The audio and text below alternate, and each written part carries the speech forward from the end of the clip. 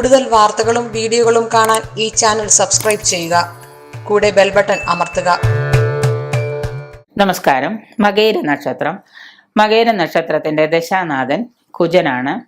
ഈ മകയിര നക്ഷത്രക്കാര് സൗന്ദര്യവും ശരീരപുഷ്ടിയും ഉള്ളവരാണ്. എങ്കിൽ തന്നെയും ഈ സ്ഥിരമായിട്ട് ഒരു കാര്യവും ഇവരുടെ കർമ്മപരിധിയിൽ ഉണ്ടായി എന്ന് വരുന്നതല്ല. പ്രായേണ രോഗപീഠകളോട് കൂടിയ ആളുകളാണ് ഈ പറയുന്ന മകയിര നക്ഷത്രക്കാര്. പ്രത്യേകിച്ച് ഇവർക്കുള്ള പ്രത്യേകത എന്ന് വെച്ചാൽ ഇവരെപ്പോഴും സംശയാലുക്കളായിരിക്കും, സംശയ ചിത്തരായിരിക്കും. മനസ്സിൽ എപ്പോഴും ഇങ്ങനെ സംശയം, അവരെ സംശയം, ഇവരെ സംശയം, അതിനെ സംശയം, ഇതിനെ സംശയം, എല്ലാത്തിനെയും സംശയ ചിത്തരാണ്. ഇവരിൽ അധികം പേർക്കും സംഭവിക്കുന്നത് എന്താണെന്ന് വെച്ചാൽ ഈ സംശയം കൊണ്ട് ഇവർക്ക് മറ്റുള്ളവരെ ഉൾക്കൊള്ളാൻ സാധിക്കാതെ വരുന്നു. അത് ഇവരുടെ ഏറ്റവും വലിയൊരു ദോഷം തന്നെയാണ്. അതുകൊണ്ട് തന്നെ ഏത് കാര്യത്തിലും ഇവരുടെ ഈ മനോഭാവം മാറ്റാൻ പറ്റാത്തത് കൊണ്ട് പലരും ഇവരിൽ നിന്ന് പിന്മാറുന്നുണ്ട്. 35 വയസ്സ്, 35-50 വയസ്സ്, ഈ 35-50 വയസ്സിൻ്റെ ഇടയിൽ ഇവർ നനച്ചിരിക്കാതെ പല നന്മകളും ശാശ്വതമായ പല കാര്യങ്ങളും ഇവരുടെ ജീവിതത്തിൽ വന്നുപെടാറുണ്ട്. ഈ ആളുകൾക്ക്, ഈ മകയിര നക്ഷത്രക്കാർക്ക് ത്രിദോഷങ്ങൾ കൊണ്ടുള്ള അസുഖങ്ങൾ, രക്തവികാരം എന്ന് പറഞ്ഞാൽ നമ്മൾ ബ്ലഡ് പ്രഷർ എന്ന് പറയില്ല, അതിൻ്റെ മലയാളം ബ്ലഡ് പ്രഷർ കൂടുമ്പോൾ BP കൂടുമ്പോഴാണല്ലോ പലർക്കും പല അസുഖങ്ങൾ ഉണ്ടാകുന്നത്. രക്തവികാരം, ചർമ്മരോഗം, തൊലി പുറമേയുള്ള സ്കിന്നുമായിട്ട് ബന്ധപ്പെട്ട ചർമ്മരോഗങ്ങൾ, മലമൂത്ര അവരോധം, അതായത് യൂറിൻ ഇൻഫെക്ഷൻസ്, യൂറിനുമായിട്ട് ബന്ധപ്പെട്ട രോഗങ്ങൾ, മൂത്രത്തിൽ കല്ല് എന്നൊക്കെ പറയും, സ്റ്റോണ്, അങ്ങനെയുള്ള അസുഖങ്ങൾ. പിന്നെ നമ്മുടെ മലബന്ധം, നമുക്ക് ഈ അസുഖത്തിന് മലബന്ധത്തിനൊക്കെ ചിലവർക്ക് ചികിത്സ കൊടുത്താലും അത് മുലക്കുരുവൊക്കെ ആയിട്ട് മാറുന്ന ചില കാര്യങ്ങളുണ്ട്.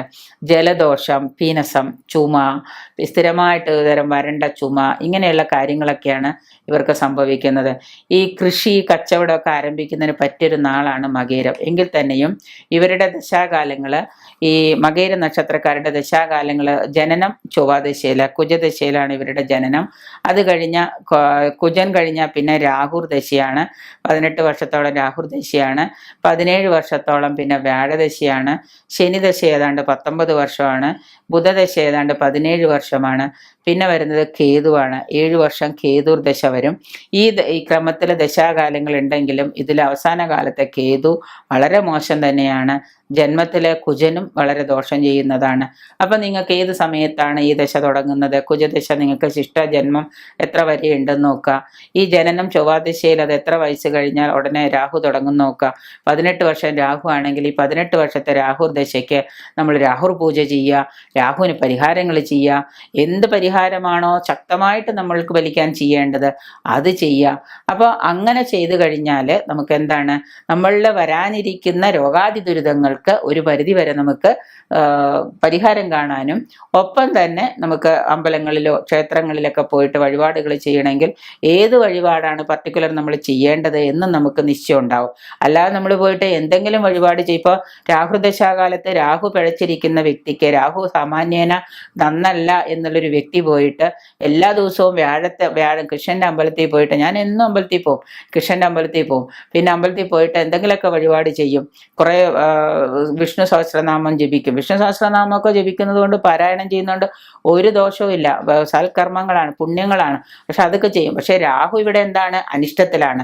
അപ്പൊ രാഹു അനിഷ്ടത്തിലായ വ്യക്തി രാഹുവിനെ പ്രീതിപ്പെടുത്താനായിട്ട് സർപ്പക്കാവിൽ പോവുകയോ സർപ്പപൂജകൾ ചെയ്യുകയോ സർപ്പത്തിന് 100 പാലും കൊടുക്കുകയോ അല്ലെങ്കിൽ രാഹുർ പൂജ ചെയ്യുകയോ ഇവിടെ ഒരു മഞ്ഞപ്പൊടിയെങ്കിലും വാങ്ങി സർപ്പത്തിന് കൊടുക്കുകയോ ചെയ്യാതെ എന്നും കൃഷ്ണനമ്പലത്തിൽ പോയി തൊഴുതുകൊണ്ടിരുന്നു കഴിഞ്ഞാൽ കൃഷ്ണൻ അനുഗ്രഹിക്കും, ഓക്കെ. പക്ഷെ രാഹുർ ദോഷത്തിൽ നമ്മൾ കല്ല്, പല്ല്, കണ്ണ്, മൂക്ക്, ചെവി, ഇതിനുള്ള അസുഖങ്ങൾ, ത്വക്ക് രോഗങ്ങൾ, രാഹുർ ദോഷത്തിൽ ബ്ലീഡിങ് വരെ സ്ത്രീകൾക്ക് ഉണ്ടാകാം.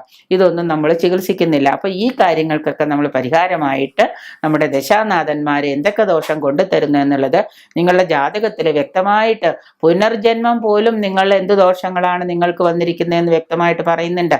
അതിനെ നമ്മൾ പരിശോധിച്ച് ഒരു ദൈവജ്ഞനോട് ചോദിച്ച് അതിന് പരിഹാരങ്ങൾ നിർദ്ദേശിച്ച് അതിനുള്ള പരിഹാരങ്ങളും വഴിപാടുകളും പോംവഴികളും ചെയ്തു കഴിഞ്ഞാൽ ഈ പറയുന്ന കാര്യങ്ങളൊക്കെ പിന്നെ നമുക്ക് അനുഗ്രഹമായിട്ട് വന്നോളൂ. അപ്പോൾ ഈ ജനനം ഏത് ദശയിലാണെന്നും അവിടെ നിന്ന് അങ്ങോട്ടേക്ക് ഏതൊക്കെ ദശകൾ നമുക്ക് ദോഷം ചെയ്യുന്നുണ്ടെന്നും നിങ്ങൾ കണ്ടുപിടിച്ച് അതിന് തക്കതായ പരിഹാരങ്ങൾ ചെയ്യാം.